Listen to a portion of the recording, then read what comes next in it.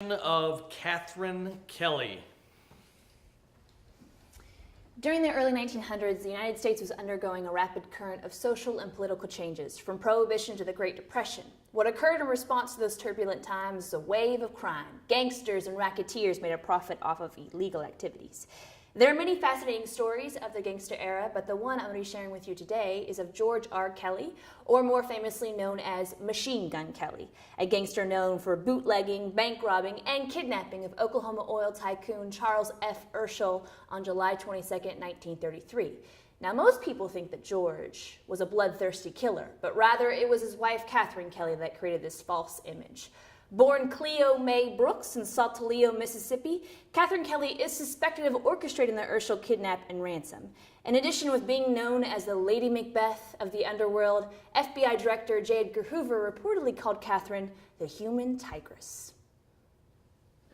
Now, I guess this starts the performance. This will be performance of Catherine Kelly, and she's going to pick it up about midway through. And once I feel like we've seen a good representation, Okay. Yeah, you just tell me when to stop, Andy. I'll just keep going. Yep, okay. Absolutely.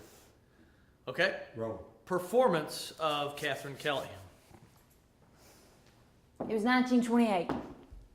I was seeing this guy at the time, this rum runner named Little Stevie. He had a sleek blue Cadillac and a French bulldog that was the ugliest thing I ever did see. One evening, Little Stevie and I were at this honky-tonk. He was there to meet a new rum running contact. Oof. It was hot that night, I remember.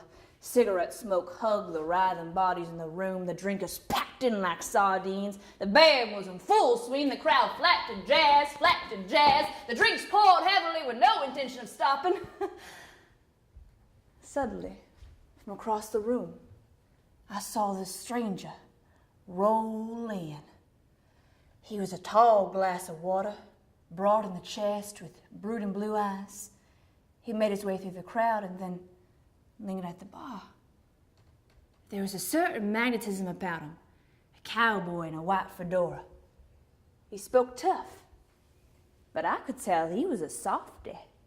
I made it my mission to get to know him better. Upon further investigation, I learned that his name was George R. Kelly, a bootlegger from Memphis. He had just helped rob a bank in Wilmar, Minnesota, taking over $70,000. And was interested in breaking the bootlegging business in the Southwest. Well, while little Stevie locked in a deal with Kelly, I locked eyes with him. The rest is history. We began a torrid affair. I stole that sleek blue Cadillac from Stevie. George stole me, and we took off. Like me, George got in all sorts of trouble when he was growing up. He bootlegged as a hobby in school, but discovered that he was really good at it, so he decided to turn it to profession. He got locked up after we ran off together, but once he got out, we married. He just kept on bootlegging. He found he could make more money in bank robbing, though. He hit the banks alone, sometimes with a gang, and together we would reap the rewards. It was easy cash. See, people didn't care much for the banks in those days. What with them stealing people's hard-earned money and foreclosing on houses, bank robbing became sort of a righteous punishment to those blood-sucking bank tellers. Just as long as you didn't hurt nobody, the public kind of hoped you didn't get caught by the police. But eventually, even the bank started to run out of money. It was the third year of the Depression, and it was time to turn our sights to something bigger. I was ready to involve myself in the big daddy of grand schemes, kidnapping. This is the introduction of York by Brian West. Okay, give me 5 seconds and then you can begin. York is believed to have been born within the years of 1770 and 1775. Although he was considered to be enslaved and a body servant to William Clark, York would become a valued member of the Corps of Discovery, led by Captain Meriwether Lewis. The Corps were a group of soldiers and scouts commissioned by President Thomas Jefferson to explore the Louisiana Purchase, land acquired by the United States in 1803. Their journey from the waters of the Missouri River to the Pacific Ocean and back would take over 2 years to perform. This interpretation, based on the journals of Lewis and Clark, as well as more recent scholarship about York himself, imagines the struggles that he and the Corps endured in their quest to find the Shoshone Indians, otherwise known as the Snake Nation. This would have taken place during the summer of 1805. Okay, this now the performance of York. And give me 5 seconds and you can begin. We saw carcasses of buffalo along the banks. The smell was terrible. Captain Lewis believes that they had drowned while crossing the ice in the winter and had been washed ashore. Here, too, we see tracks left by the white bear. We go on shore after a time and finally see the white bear before us. Its color was not white, as I was led to believe, but a reddish brown. Its eyes were small, dark, and piercing. It loomed and presented itself a terrible-looking animal, the largest of the kind I'd ever seen, larger than even the greatest black bear in Clarksville. We aim and shoot 10 lead balls into him. Some have passed his lungs for certain, but he will not die instantly. He swims across the river to a sandbar, where he lies for some 20 minutes before perishing, but not without letting out a tremendous roar. Ah! The animal will be divided among the party, and parts boiled for grease, put in cask for later use. Balance. Go. Okay, this is Colonel Robert Gould Shaw, performed by Tony Dingman. This is the introduction to that character. Give me 5 seconds and you can begin.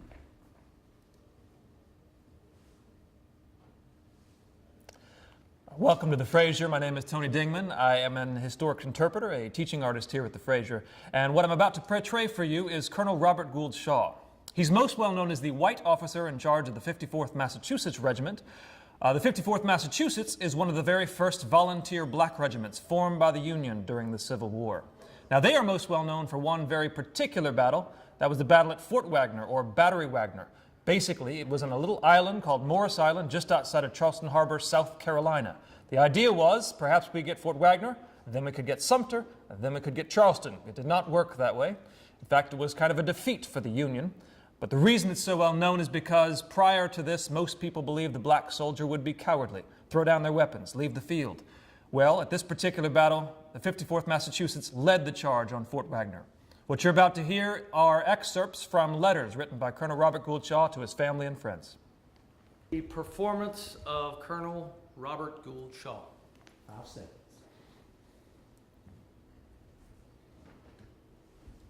Many people said, the colored soldier will not fight. He would not volunteer. He's a coward. You never would have known it. 4th of March, there were 150 men in my camp, and they came in pretty fast. Several of them were well drilled, acting sergeants. They drilled their squads with a great deal of snap. We had them washed, uniformed, examined, sworn in as soon as they arrived. And when those men got into their buttons, they seemed to feel as good as a man can. Their barracks, better order, more cleanly than the barracks of any volunteer regiment I have seen in this country. And you know, from the very day that this regiment was organized, not a single person connected with it talked extravagantly or boasted in any way. We went about our business. Let those outsiders say what they chose. And what they saw was a grand and a glorious procession as we marched through Boston on May 28th, 54th Massachusetts, women and children in the windows with flags. Governor made a beautiful speech. My response was small potatoes. But after the ceremony, the governor handed me a telegram from the Secretary of War. It said, 54th Massachusetts to report to General Hunter. Make requisitions for transportation so they may leave at once. Ladies. All right, this is Tony Dingman with the introduction of Colonel John Floyd. I'll set up here and then I'll do that. Okay, give me 5 seconds. 3, 4. Hello, my name is Tony Dingman. I'm a teaching artist and historic interpreter here at the Fraser Museum, and I'm going to portray Colonel John Floyd. Most people haven't heard of Colonel John Floyd in this area, which is kind of a pity because Floyd's Fork, Floyd Station, Floyd County, Kentucky, all named for Colonel John Floyd. He was a surveyor in the 1770s and 1780s, and what you're about to hear are taken directly from his letters, written to people like Colonel William Preston, Thomas Jefferson, Daniel Boone, people we all heard of. So, I think that's all I got. Sorry. Good. So, okay. Slate. All right, this is the performance of Colonel John Floyd. 5 seconds.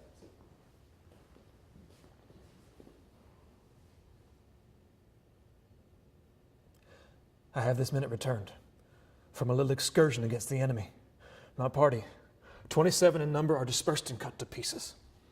Only 9 men came off the field.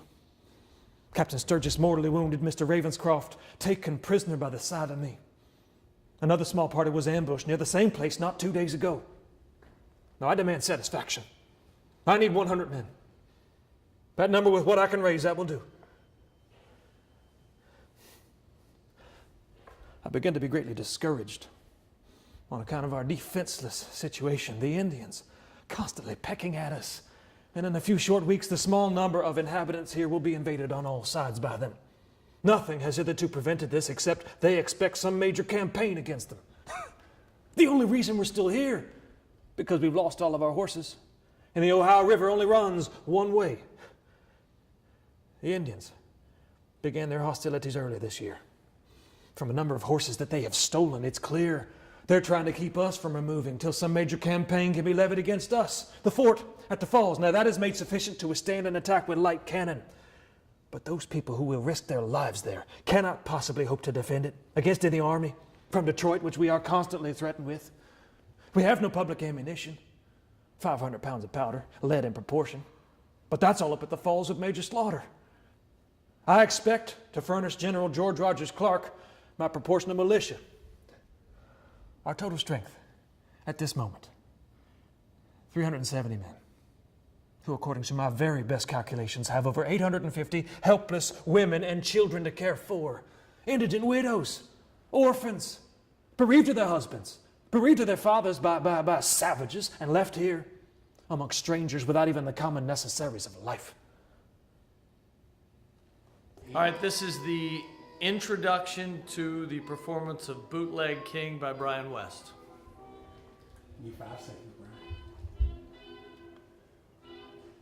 With ratification of the 18th Amendment to the Constitution on January 16, 1919, it was made illegal for the sale, transportation, and manufacture of alcohol, superseding local option laws which are already in effect in several states, including Kentucky. With nationwide prohibition, a year later, distillery companies across the United States were forced to close down. Only 6 were given special licenses to produce liquor for medicinal purposes. 2 were in New York City, and 4 were right here in Louisville, Kentucky. The Silbach Hotel was one of the more, excuse me, I'm sorry. It's okay. We Yeah. can cut it. Let me change the shot a little bit. Okay. And the seal back. Progressive reformers intended for prohibition to eradicate the harmful effects of alcoholism on families, society, and industry. But with nationwide prohibition came several unforeseen consequences. Illegal bars and saloons, called speakeasies, sprang up across the country. Illegal manufacture or sale of alcohol, known as bootlegging, became prevalent as people felt contempt for the new law. Here in Louisville, the Silbach Hotel was one of the more famous places where people could obtain illegal alcohol. With its central location in the bootlegging business, the Silbach attracted many notorious figures, both seeking pleasure and power.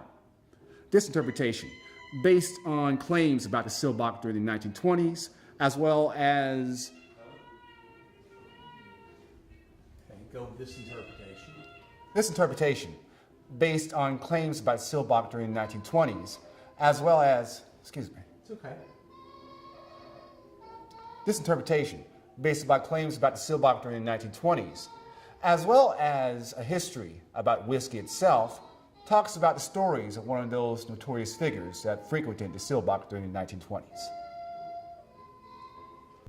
Okay, Andy. This is the performance of The Bootleg King by Brian West. And give me 5 seconds, Brian. But in this hotel, we had a more refined way of giving people what they wanted. Upstairs, we host the most elaborate parties, providing the latest entertainment. But hotel guests didn't realize what went on beneath the surface. Sure, some might have suspected what happened below the surface, but only guests with connections in the lobby could gain access to the rathskeller. We were off the books, you see. This place didn't have an official hotel use from the end of the Great War until this year, 1934. I bet you want to know how we got the goods here. Well, back there is a kitchen, which connects to a system of tunnels, which was sometimes used by postboys to deliver mail in the winter. I took a lot of pride in being able to offer the best to my customers from the best local distilleries. A. Philip Stitzel, Brown Foreman, T.L. Weller. Of course, the variety wasn't as good back then, but by experimenting with different mixtures, we found that we could create a flavorful selection of drinks, including our Silbach cocktail. And the cops? Hardly anybody was concerned about them. Sure, some might have figured out that we used the tunnels, but they were never blocked. And the few that did find out what went on down here could be paid to keep quiet, so long as we kept a low profile. That's awesome. Snake me, brother. All right, this is the introduction of Big Nose Kate, performed by Victoria Ribel. Give me 5 seconds, Victoria.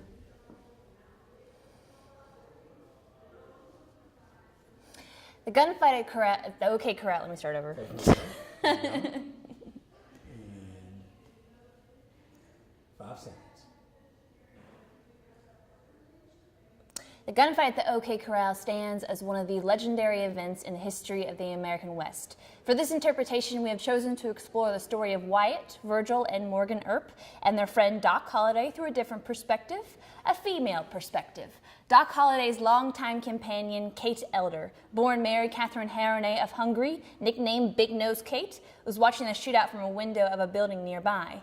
It is through her unique perspective I present for you today what life was like in the mining boom towns of the American Wild West and what happened in Tombstone, Arizona on October 26, 1881.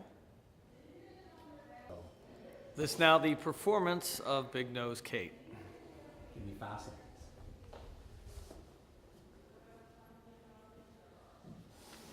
Perhaps I was in Tombstone that day with the idea that I could save Doc, as I had in Griffin. I've mentioned his temper, haven't I?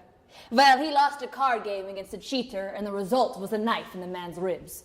Doc was skilled at the quick draw, and the man never saw it coming. Doc was hauled up to jail to await trial, but we both knew the lynch mobs would get him first. I had to do something, so I waited until nightfall, prepared some supplies, dressed like a man, and set fire to a row of sheds behind the jail. Now, when the guards ran out to fight the flames, I went in to get Doc. One lawman was left inside, a crooked lawman who would turn Doc over to the lynchers in a heartbeat. I'm not too proud of what I did, but Doc sure was. No, I didn't kill him, but I could have. With my 6-shooter level with his eyes, he took me as a threat. With the fire raging throughout the town, it was easy enough for us to escape onto the prairie on horseback. We moved to Denver and then to Las Vegas, where the mineral springs kept Doc healthy for a while. We enjoyed playing house. But we both knew we weren't truly meant for married life. Sure enough, Wyatt Earp shows up on our doorstep with 2 stagecoaches and his entire family in tow. They've run away to Tombstone, the busiest of all boom towns, to start a stagecoach line. And Wyatt wanted his buddy Doc and his sharpshooting skills on board. I didn't want to go, but I wasn't about to let Doc leave without me. But you see, once in Tombstone, I realized at first glance I could not stay here. Greed and violence thrived in places like this. And while it was a life that Doc and I were rather familiar with, I knew that we come to no good end in Tombstone.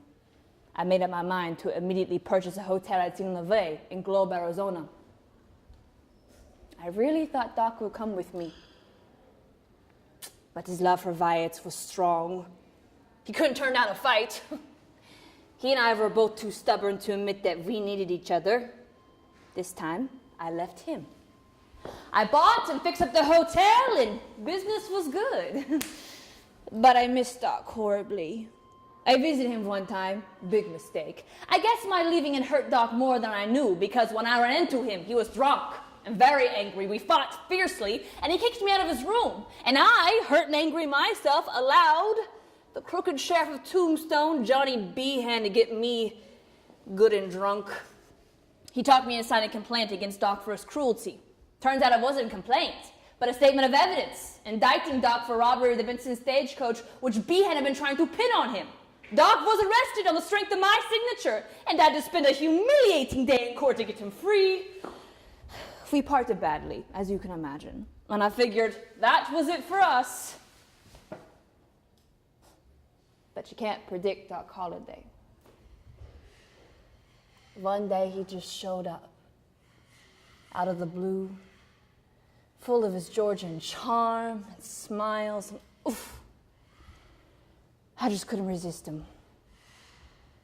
He took me to a fiesta in Tucson, and we played like kids. Until another damn herb, this time the Iowa brother Morgan, found us.